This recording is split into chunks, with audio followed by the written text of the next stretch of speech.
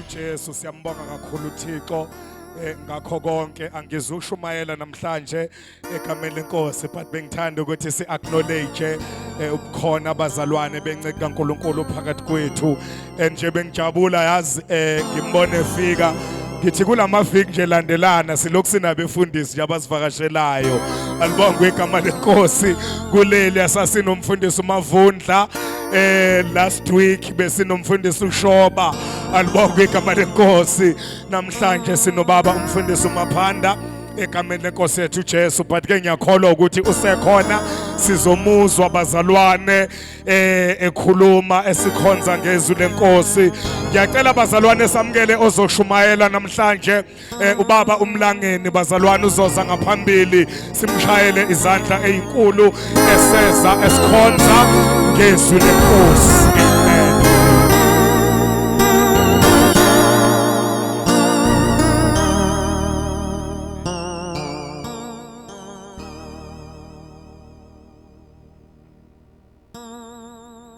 Ngithatha leli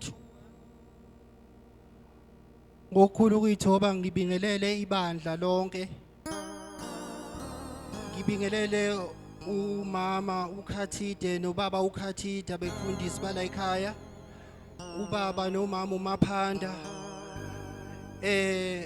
nazo zonke ingxenye zebandla ezikhona ubuholi bale bandla ukube kuthiwa ngiyakwazi ukusho nje ubaba Masango wadasho ethi madoda manje yena uyisho kahle mhlawumbe mina ngeke ngikwazi ukuyisho njengaye so ngabe ngithi madoda athi yena ndoda bathi ndoda so ngibingelela namadoda ngokunjalo Sunday school egameni lenkosi yethu uJesu bese ngibingelela noMasithole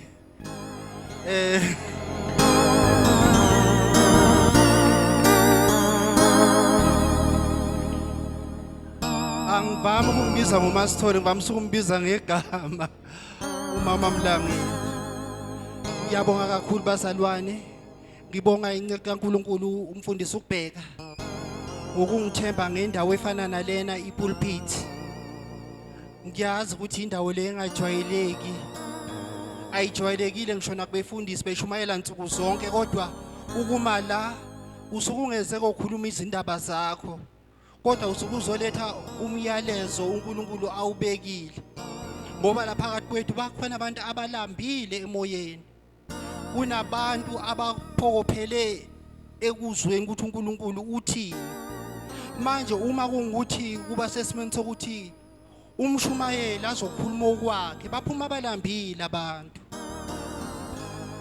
ngoba ipulpit silisebenzisa ngendlela ezahlukeneyo khona abalisebenzisela udumo ngaphambi kokuthi aqala ashumayela kasho ukuthi kwashumayelaphi abalwamaza phesheya abale bantu ashere nabo ipulpit abadumile ukuthi ngishare ipulpit nobani nani oBilly Graham obani bani ngishumayele kuphi nakuphi ngeke ngashumayela nopresident uyabona nje ubone ukuthi ya kukhona ukuningana elinye livele ngempi uma kungukuthi kwesinye isikhathi uxabene nothize ebandleni bese izovela ipulpit lento kubona noma ubani ukuthi hayike uyalwa khona kubhekise kuyena bese kuthi laba abanye abangayazi yonke leyo ndaba abaphume belambile bese kuzoba khona zinhlanga eziningi zayo kodwa ke bazalwane ngimcelile uNkulunkulu ukuthi akangisize ngisakhuleka nje insukwini ngithi Nkosi ngisize ngisazoma phambi kwabantwana bakho ngilethe okurelevant kubona ngingalethi intshumayelo engekho relevant to impilo yomuntu because iziningi intshumayelo ezikayishumayeleke kodwa uthola that very same preaching is not relevant it does not speak to umuntu qobo lwakhe isakhuluma izinto ezithize ngikhulume ngesihlahla sikaMose ngesihlahla esavutha savutha iziyophela inkonzo uma ngabe usubuze ukuthi lesihlahla kade sivutha Moses sikhumula izimbadada zakho asayifaki nezimbadada namhlanje kodwa umuntu lokumile nje ngezimbadada ofanele ikhunyulwe isihlahla esivuthayo iziphela inkonzo usabatho uyabuka ukuthi kodwa lento beyiqhumele kanjani nempilo yomuntu osenkingeni nomuntu odinga ukuthi akhonze uNkulunkulu ubona ukuthi akuconnect nempilo yomuntu asiwele iJerusalem abazalwana siwele ubone ukuthi iJerusalem liphilele lwelwayo bazalwane ngithe uNkulunkulu akangisize ngizokhuluma into ezokhuluma ngqo empilweni yomuntu, hayi imzekeliso. Ngicela ukuthi ake siqale nandi iculo bazalwane, ngoba kunezinye zezinto eziye zibe ngama-myth. Sishintshe ngisho nezwi kaNkulunkulu, ogogo bacabanga ukuthi kwalona lelo Jerusalem alisezulwini, kanti iJerusalem alila iPalestine eMiddle East, lila emhlabeni. Athi umuntu sengifuna ukuya eJerusalem manje, size sicule namaculo sithi ke I'm ready, get ready, we are rushing la eJerusalem. Okuliwa mawuvula iAl Jazeera, uvula CNN, kuyaliwa, kodwa wena uthi you are marching to Jerusalem ngoba uyicabangela ukuthi iJerusalem akusezulwini. I-problem esinayo ukuthi ezinye zezinto siya-spiritualize, singa-understand ukuthi lento esikhuluma ngayo kahle hle ake siyilethe iBhayibheli ngendlela e-relevant empilweni, ngoba kokunye sesikhuluma omunye umuntu akubuke noqubungilile encwadini athi yazi lento ayikhulumayo akayi-understand lo muntu. Ukhuluma ngeGibhithe engazathi iGibhithe elisezulwini, i-Egypt ila i-Afrika. Zonke indawo ila eBhayibhelini zikhona la, ezinye ngakho seyishintshe amagama, kodwa isikhathi sesikhuluma ngazathi isezulwini. Umuntu eme ngayo nje, eme ngeJerusalem elisha, ngeJerusalem na umfulo obovu lize ilophela ithekisi lonke, bashaya izandla bazalwane bajuluke baze bangene emoyeni bakhuluma. Mawusubuza ukuthi yini kangaka usuyibusekele kangaka, hey ukhulumile ngeJerusalem, lenzeni iJerusalem ngoba lilapha eMiddle East ePalestine kuyaliwa kumanje. Hayi bengishumayela ngeJerusalem, hayi bo ake sibe exactly sibe relevant entweni kaNkulunkulu. Bengithi angidlule nje kulokho, ake ngiqale la bazalwane, ake siculeni. Nandiyana silibona amehlo enhliziyo izulu ikhaya la elapho una Nandiyana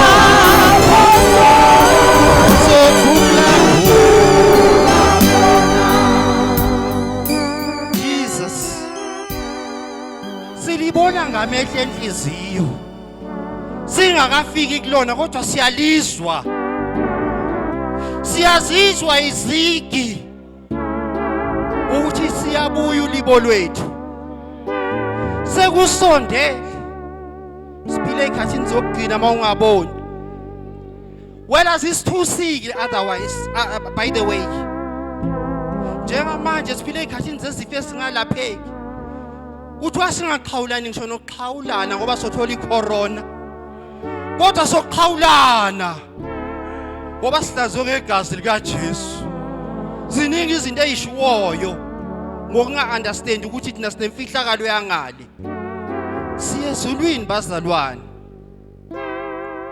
asikholelwa la sithwala umnqamlezo bese siyamlandela uthi uJesu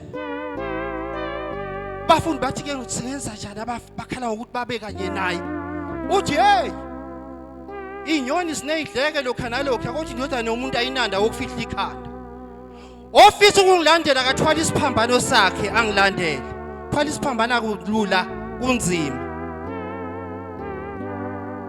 uJesu wayephila isimo sempilo lapho wayithwele khona isiphambana angakasithwali kodwa ekhafulelwa amaJuda angamfuni bembiyeka amabala bambiyeka lokho nalokho ngoba ekhuluma iqiniso likaJehova unfortunately iqiniso kulomhlaba into engafuneki kwebazalwane uma uyilingwa lepolitiki ayifuneki iqiniso epolitikini usheshe ukhishwe ukuthiwa khipheni lona ukhuluma izinto ezingasile ngoba ukhuluma iqiniso uma ukhuluma iqiniso emndenini abakufuni kahle bathi hayi lona uyasiphoqa ukhuluma izinto ezingafanele iqiniso ngisho emsebenzini abakuthandisisi kahle mawumuntu omele iqiniso bathi hayi lo usuzovela abafisa ukuthi ukhulume ngisho la meetings because bazi ukuthi mawuvula umlomo uzokhuluma iqiniso iqiniso alithandwa ngisho endlini kaJehova uma umele iqiniso uhlala uvika amatshe ngapha nangapha ngoba umeleni na iqiniso kodwa kokubalekile ukwazi ukuthi ngolunye usuku soma phambi kwamdali siyalibona ingakho kungafanele sisabe sisatatazela abazalwane gogo wami sowuhambile manje ungabisanyakaza ungabisahlela mfowethu usuyikhomithile kuJehova ususibekile isandla egejeni ungabisabheka emuva ungabisahlela mama wami usumkholile uJesu baba wami usuyamazi lo Jesu usuthukelwe yena ngakho kungabisahlela already uma abade banokuthuka sebakuthukile uma abade banokukhaphela sebakukhaphele usayaphi manje emuva go forward ever backward never qhubeka uye phambili siyalibona sisongena kulona lezulu songena kulona sizongena kulona kwesisikhathi simanxeba siyongena kulona ngesisikhathi sikhasa ngamadolo siyongena kwesisikhathi kulona sikhala kodwa sothe sifikile baba sesisekhaya ngikhuluma ngezulu esiya kulona angikhulumi ngezinto zakulomhlaba eziphelayo nezihambisana nesikhathi lezulu ngiyalo ngento eyodwa bahlobo bami uthi uJesu mina ngiyindlela neqiniso nokuphila lona sango uma ubamba uJesu hold on to Jesus uma ubambe yena no matter what uzofinyelela lapha kubizele khona uNkulunkulu uzolibona lezulu ngoba ubambelele wena ethembeni elingapheliyo lapha phela amathemba amanye kodwa lelithemba elinguJesu alikushiyi likushiya sowushiywe abantu likushiya sawudeliwe kodwa mawufika alihamba nawe kumnandi du lelithemba engikhuluma ngalo alihlale esondweni lethemba engikhuluma ngalo alihlale emsebenzini alihlale ofisini lakho kodwa aliphila kuwena uhambe emgwaqweni ubaka imoto yakho ukhulume nalo uwedwa bese uyayizwa impendulo ukukhuluma naye uwedwa la ukhona siyongena kulona abazalwane wokumukela uJesu uthi uJesu mina ngiyindlela neqiniso nokuphila akekho oza kubaba ngaphandle kwami lethembe engikhuluma ngalo asizungena kulona ngalezinto zakulelizwe lidle kulo liyeza ulibo lwethu uyabuya uJesu mayebuya njengamanje usasincenga usengummeli wethu kodwa mayesebuya uzobuya seyijaji asewumahluleli uzokwehlulela wayena kungemnandi ungumntwana akhe uthi nansi indawo eyijisefayo asewumahluleli umahluleli ongeyukufana nabahluleli bakulomhlaba umahluleli ongathengwa ngemali umahluleli ongadizelwa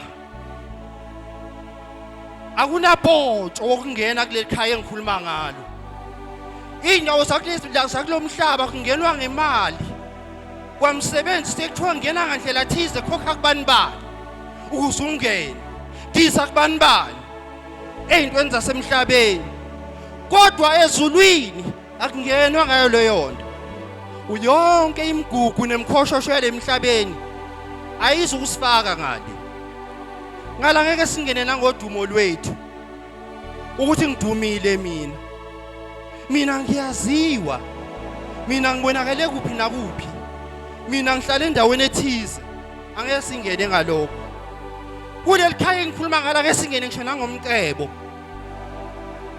angeke singene na ukuthi sinayiphi ingcebo kwezeyimali abanye abantu bake ngisho noma wenzelwa i-state funeral umngcwabo wakho umngcwabo okuthiwa ukahulumeni kumasha amasotsha phambili ulandelwe ibhokisi elitholwe imoto yamasotsha kushaya izalutho ezingapheli kukhulunywa ingisi eyiphezulu kodwa ngeke ungeniswe iloko ezulwini siye sikhohlisane khulunywe kuthiwa hayi uyaphakathi ikhalakatha usenokhile in the heavens doors hayi awukangeni ummukeleni uJesu asingeni ngaleyo ndlela asingeni ukuthi mina ngihlalaphi mina ngihlala kuma-suburbs wena uhlala emjondolweni ngizongena mina ngihlala kuma-suburbs nengihlala endlini eyiphezulu mina nginemali ukuthi angeke singene ngalokho lekhaya engikhuluma ngalo songena kulona ngoJesu lekhaya engikhuluma kulona songena kulona ngokukholwa ithikithi uJesu ithikithi akusiyona imali ithikithi akusiyona lethikishana esikhokhele emasontweni ithikithi akusiyona ijoyini kodwa ithikithi uJesu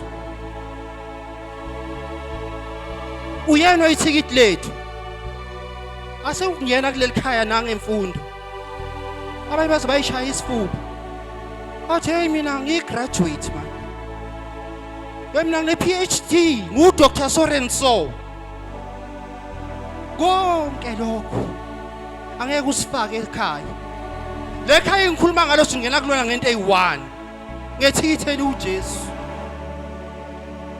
ukuthi ufunde kangakanani azosala amajazi alenga emawodrobhini kuzosala iy'moto ey'gcwele ijaridi kusala iy'mali zigcwele emabhenki kodwa uzohamba njengoba wawunjalo bamba le thikithi mntakama bamba uJesu musubamba isonto musubamba umzalwane umuntu wasemhlabeni bamba uJesu kule ngikhuluma ngala ngeno nangobuhle mani abebamba kulomhlaba kunabantu abakheke kahle mani abahle mani kodwa noma ihambe emgwaqweni beme abanye baphenduke naye bathi umuntu bani kodwa ngeke ungene ngalokho omunye uzayikhohlisa athena ubuhle bakhe buyamsebenzela imisebenzi uyithole ngobuhle ikhundla uyithole ngobuhle bathi angambona nje bathi nansi iposition umhle kabi wena bathi angambona nje bathi hayi wena wakheke kahle kabi uzoba ubuso bale nkampani kodwa ezulwini angeke ungene ngebeauty unobuhle womhlaba angeke ungene ngokuba unobuhle Usongena ngethikithi eli uJesu. Iyona nto yokungena ekhaya. Bazalwane, singayikhohlisi ngezinto eziphelayo. Ukholo lethu libambelele ezintweni ezedlulayo. Ukholo lethu libambelele ezintweni ezingadluli. After all into engadluli kuzo zonke into engayibalile uJesu. Ngiyacela bazalwane, ngiqhubekele ezwini laNkulunkulu angangeni nasetekisini. Ngisakhuluma nje. Ngithanda ukuyipha isihloko intshumayelo yami namhlanje. Uthi musu ukukhala kumuntu. Khala kuJesu. Don't cry before your enemy. Cry to Jesus. Khala kuJesu. Whatever problem you come across, take your problems to Jesus. NikuJesu umthwalo yakho. Uthezwini lakhe lethani konke. Mina ngiyoniphumuza. Awulethe umthwalo wakho. Uma umntwana esikoleni uxakwaza ifundo, thatha izifundo ezikuhlulayo. Uthi inkosi nansi imetho uyayibona ingishaya kanjani. Uma kungibaba imali zingahambi kahle, iya kuJesu uthi baba uNkulunkulu angibona, ngiba broke manje. Asihambi kahle. Uma unenkinga ekhaya emndenini wakho mama noma baba, iya kuJesu uthi na umzwa wami ubheda. Ngilungisele Jesu. Iya kuJesu. Cry to Jesus. Ungakhali umuntu. Ngiyacela bazalwane siyezwini kaNkulunkulu. Esizoba nokuthi silifunde. Sisazolifunda lezwi ngiyathanda ukuthi ke ake siqulele icule lithi letha konke uJesu womkhuleko. Letha konke uJesu ngomkhuleko. Letha konke uJesu ngomkhuleko. Letha konke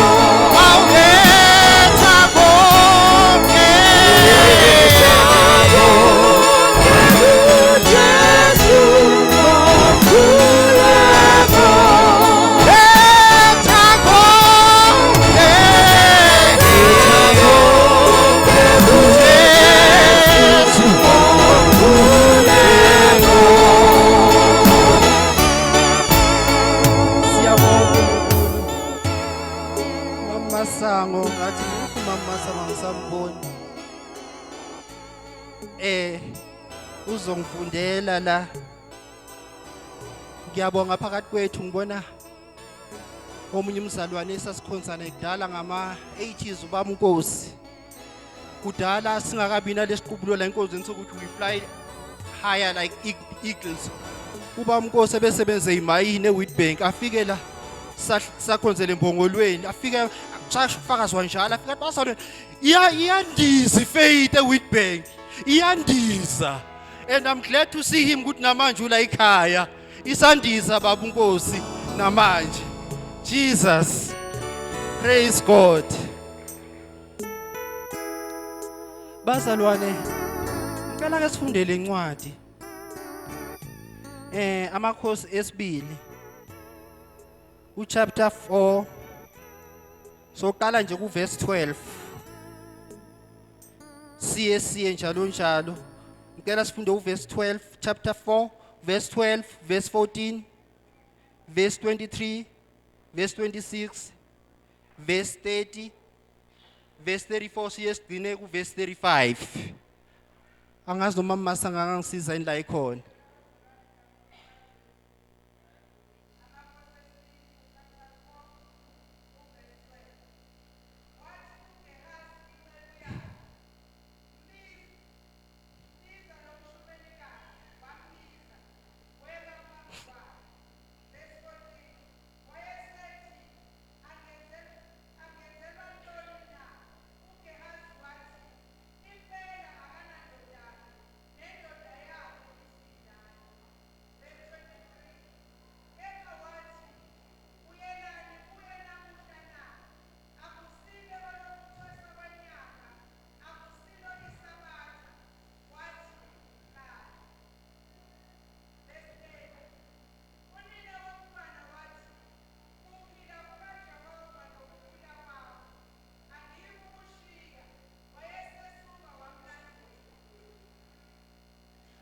Verse 28, 35.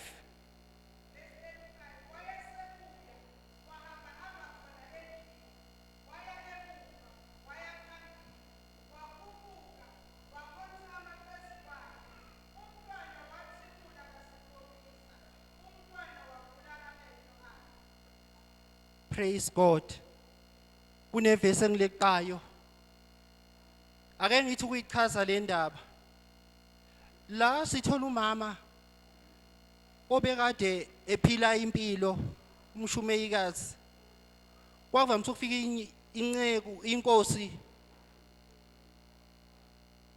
uElisha. Kwavamisa ukudlula njalo kwakhe. Ehamba nenceku yakhe uGehazi. Okwathi ngokuhamba kwesikhathi base banquma lo mshumeyikazi ukuthi hayi le ndoda indlula njalo la ekhaya. Ake sale sesiyakhela ikamelo elithize eliphezulu lomuntu kaNkuluNkulu azofikela kulona mayedlula la ekhaya. Uma kungukuthi kwenzeka lokho balakha leli kamelo baqeda uElisha damana adlula kuleli khaya. Kufika isikhathi lapho ngelunye usuku abone ukuthi la ekhaya kunesidingo esithize. Abize umshumeyikazi lo mama kuleli khaya athi ke ngicela ukuthi usho ukudingayo ukuthi yini. Athi lo mama cha konke sinakho. Bese kuthi ngokuhamba kwesikhathi babone bathe khona into ashodayo la ekhaya. Lo mama akanandodana. Akukho mntwana la ekhaya. Wasemtshela wathi lalela ke ngesikhathi esithize uzothola umntwana. Wathi asakushilo lokho lesikhathi uElisha besishilo nangempela lo mama wamthola umntwana. Awucabange ukuthola umntwana ade ungamlindele. Uthi usumtholile bese uyajabula ukuthi ngoba enye into eyihindrance okanye ayistumbling block kulo mama ukuthi athole umntwana. Kuthiwa nobaba wakho na wayesemdala. Siyakwazi sonke ukuthi ke uma ngabe usisikhathi abantu bangokukhula kuye kube nezinga lapho mhlawumbe nokutholakala kwabantwana kuba inkinga khona. Kwase kuyilelo simo kulelo khaya. Kodwa wathi ngasho umprofeti kaNkuluNkulu ukuthi ke nakho uzothola umntwana. Nangempela lo mshumeyikazi wamthola umntwana womfana. Akwangathatha isikhathi lo mntwana womfana asebemthanda kangaka la ekhaya wabanjwa ukugula. Wathi sebanjwe ukugula awucabange into enjengalelo wayobikela umyeni wakhe kwathi uthathathe lo mntwana abiyele ekhaya kuyohlalwa naye. Kodwa lo mama wasasuka wathi no ake ngiye kuElisha okuyena wangikhulekela ukuthi ngithole lo mntwana. Ufika kuyena akaqali uElisha ukuthi umthola usendaweni lapho ebhizi khona ngomsebenzi kaNkuluNkulu noma ekhuleka. Uthi kuye wathi nayesambona uElisha eza lo mama wasethumela inceku yakhe uGehazi. Wathi hamba uyombuza ukuthi ke ekhaya banjani. Ubaba unjani? Impilo injani? Umntwana unjani? Uyaphendula lo mshumeyikazi. Uthi hayi konke kuhamba kahle. all is well. Usho lo mama lo mntwana useshonile already. Uya lapha kuElisha nje usuyokhala ukuthi umntwana sewushonile. Uthi lo mama ke konke kuhamba kahle. Kuhamba kahle. Awuyibuke lento yomzalwane ukuthi iyayenza ini common sense. Ukube uwena wawuzohlangana nalo mama nalo no Gehazi sewusesililweni. Usubeka izandla ekhanda. Uthi umntwana wami useshonile. Ukhala. Kodwa azange akhale lo mshumeyikazi. Wathi konke uhamba kahle.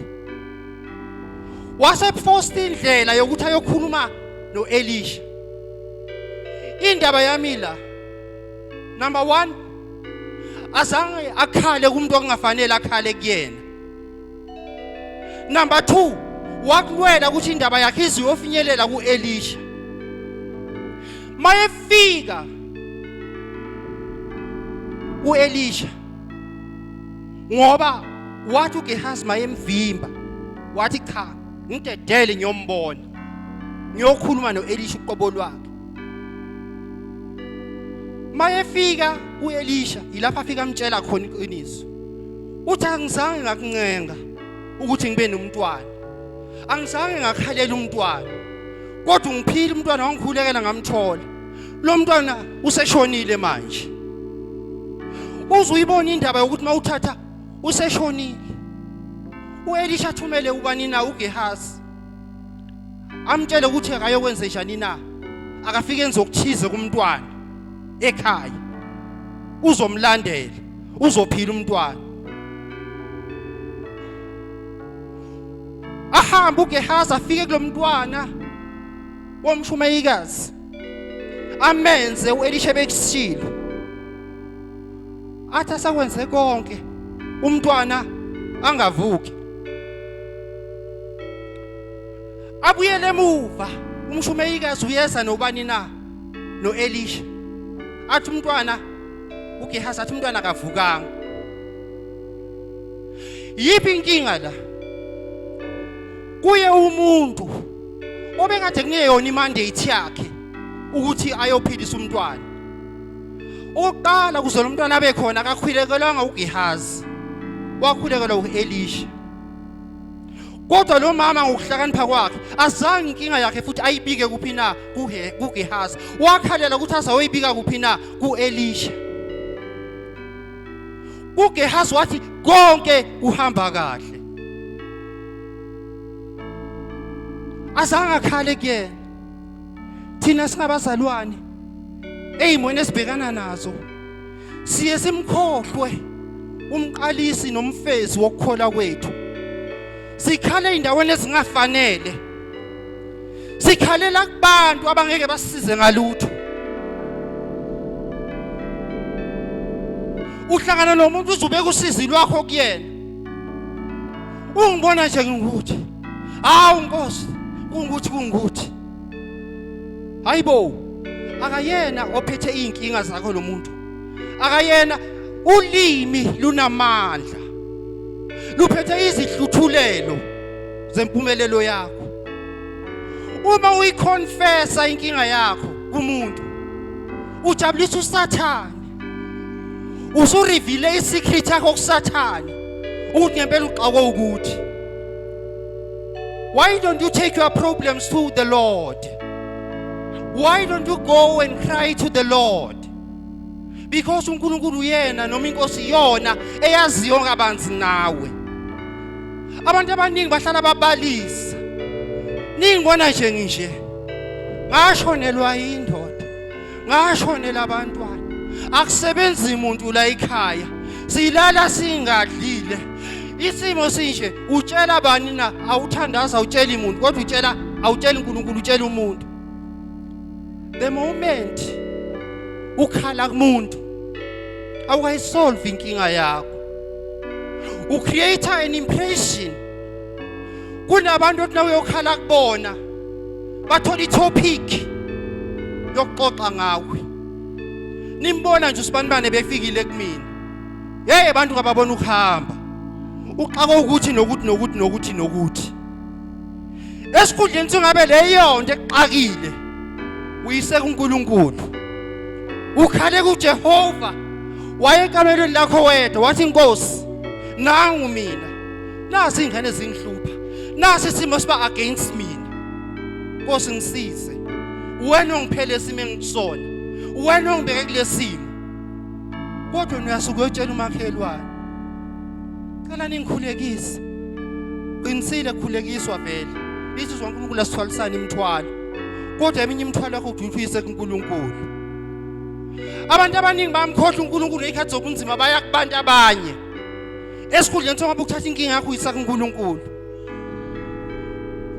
umshumeyikazi inkinga akazange ayise kuGehazi wayisa kuElisha ngo njengomuntu wamkhulekela ukuze athole umntwana. You are where you are because of God. Abeke kakubeke la uma ngabe bezokulala. Lize litheni inkulo nobody told me that the Lord will be easy. I don't believe he brought me this far to leave me. Nobody told me that the Lord will be easy. I don't believe he brought me this far to leave me. I really don't believe ukuthi ungilethela kuzabazongishiya. He will never leave nor forsake you. Bekakushiye man. Usahambe nawe isikhathi eside. Why uthatha inkinga zakho uyise kubantu? Why don't you cry to Jesus? Ukhala kubantu wena ngabuka ukhala kumnikazi okukhala. Sikhale kuJesu. Singakhali. Umshumeyikazi wakhala kuElisha. Wathi nayifika uGehazi, wathi hayi all is well. Kune inkinga obhekana nazo umzalwane. Noma abekuthiwa bayasuspect abantu ukuthi usenkingeni, but don't expose yourself. Say all is well. Konke kuhamba kahle. Usho wazi ukuthi akuhambi kahle kuyabhetha ngandlela thize. But say all is well. Konke kuhamba kahle. Mawusenensipho yokugeza, geza ube clean. Noma ungasenanto zokugqoka, khibela lokho nako, ayino ugqoke uhambe. Kunjani impilo? Hayi ngiright. Awu njoba sengihlupheka nginjena nje Nkosi yami aningembulele aninginike ukuthi hayibo lokho into ongayisho kuNkulunkulu. Uma kungukuthi uNkulunkulu ekusisa uzokusiza ngomuntu ungashongo kubantu. Uzosebenzisa othize kubantu ozokwazi ukuthi ke angaloku akubuza. Kodwa uzovela aqonde ngqo enkingeni yakho. Enza into efanele. Rather than ukuthi wena uhambe yokhala. Uyomtshela ukuthi wena uje. Cry to God. Don't cry to the people. Bazalwane. Lithi uNkulunkulu wahamba uElisha. Wafika kuleli khaya. Wafika kulomntwana. Wathi nemthintla wathi ayushonile ngempela. Wasenze njani wasalala phezukwakhe. Wabeka izandla zakhe phezu kwezandla zomntwana. Wabeka umlomo wakhe phezu komlomo womntwana. Waphefumulela. Hey! Bathi umntwana kwesokala umzimba wakhe ushisa. Uqala ukushisa umzimba womntwana. Wesokala umntwana ekhwehlela. Wavuka umntwana qinqo. Why? Ngoba indaba besibika kumnikazi wayo. Okuyena okwazi ukuthi asolve leyo problem. Lo obekade kunena umnikazi wayo ufikile akwangenzeka lutho. Cry to Jesus. Cry to God. Bazalwane empilweni yethu simele ukuthi sik-avoid ukucomplaina kubantu. Ngoba abanye abantu ugcina usuyisicefe kubona. Wakhala ucinga uyazi ukuthi sowuthini. Awu ngafa inkinga kasibani bani.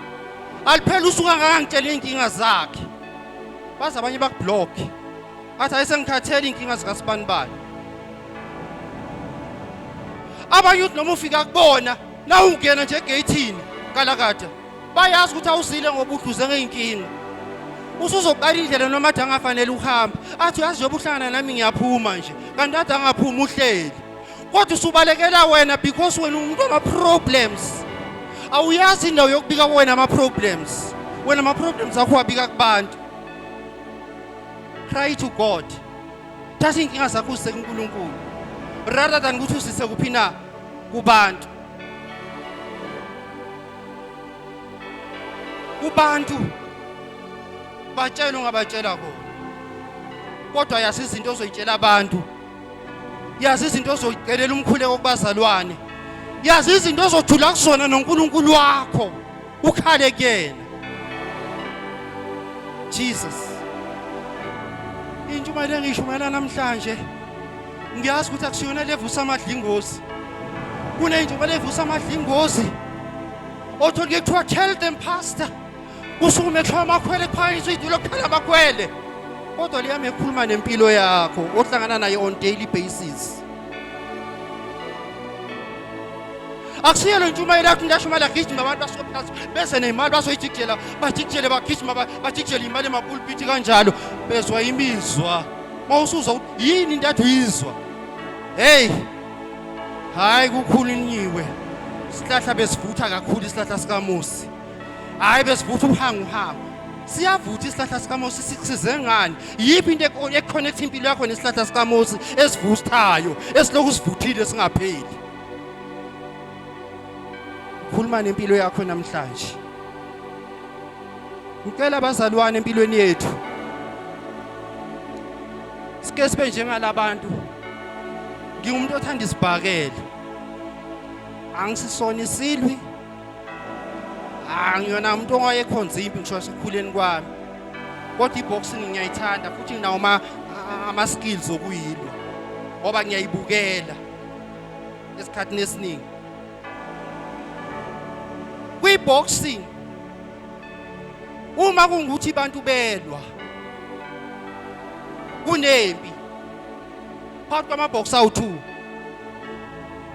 Uma kungukuthi omunye ashaya omunye kanzima noma umshaya esifubeni noma umshaya endaweni embi noma umshaya ekhanda wena obukela uyabona ayikhala umtholile kodwa umbone ehlehla athi esikhundleni salokhu umbone buya kakhulu ehlasela uzwile kodwa akafuni ukukhombisa iopponent yakhe ukuthi sizwele lesibhakela kodwa uma simshaya athi wangishaya esathi okay hayi ke isitha sesizocapitalize kuleyo nto iopponent sizocapitalize lapha emshaya khona seselokhu sikhale ekhanda isibhakela ngoba ubonile ukuthi uweak mangimshaya ekhanda usezoloku amshaya esiswini njalo ngoba uyabona ukuthi uweak esiswini kodwa ngathi noma ezokuthi simshayile esiswini si-strong kodwa ashaya sengazathi akasizwanga umdidile lo muntu akaboni ukuthi isiphi esikunethayo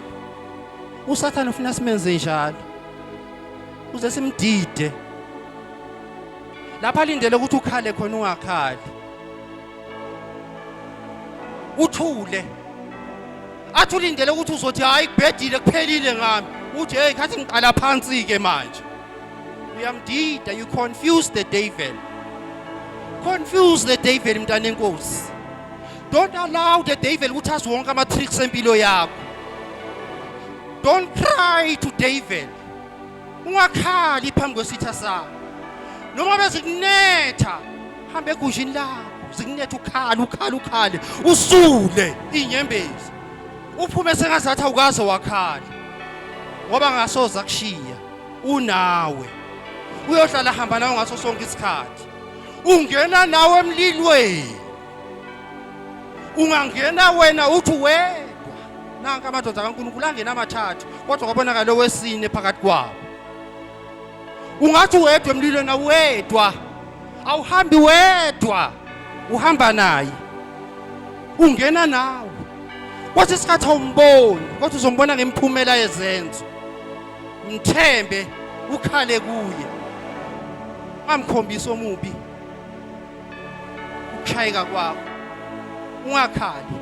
Isihloko engisipha le ndaba, ungakhali kubantu, khala kuNkulunkulu. Khala kuNkulunkulu, ungakhali kubantu. Sengizogcina, asimethembe uNkulunkulu, bese nendlu kaNkulunkulu siyihlonipha, simthembe noNkulunkulu, nendawo yokumkhonzela uNkulunkulu sazi ukuthi sizomkhonza ngokweqiniso. Kungabi indawo eyihlathi. Ake nginenzele nasi isibonelo. Bathi kwakhona uqamo nekati. Uqamo useduze komfula, ikati liseduze kwesihlahla. Zonke lezi zinto iqaphele ukuthi nakukhona okwenzakalayo zibalekela kulezo zinto ezobalekela kuzona. Makuqhamuka izinja, uqama abaleka angene emanzini, ikati libaleke ligibele esihlahleni. One day kungaqhamuka izinja, kungaqhamuka ikati, kungaqhamuke lutho, uqama unekati sekuyaxoxa, bayabukana. Ithi ikati, hey wena ungena emanzini wena, hey wena ubalekele endaweni eright emanzini, mina ngigibele esihlahleni. Mara qama uyawazi uqama ngithi awuclean ne. Mara yini wena uhlala emanzini kodwa ngingole kanjena? Wena sonke isikhathi uhlalula emanzini, emara ungcolile qama ungcolile kodwa wena uhlala emanzini, why ungcola uhlala emanzini? Bese ayiphendula uqama leyo ndaba, athi lalela kati, ungangibona ngisemanzini, mina emanzini akusona indawo engigezayo kuyona, indawo engibalekela izinja kuyona nje. Kahle hle yangifika ngigeze emanzini, emanzi kumina akusona indawo yami. Emanzini nje bungibona ngihlala kuwona nje, ngisuke ngibalekela nje izinja, yingakho ngibona ngingcolile nje.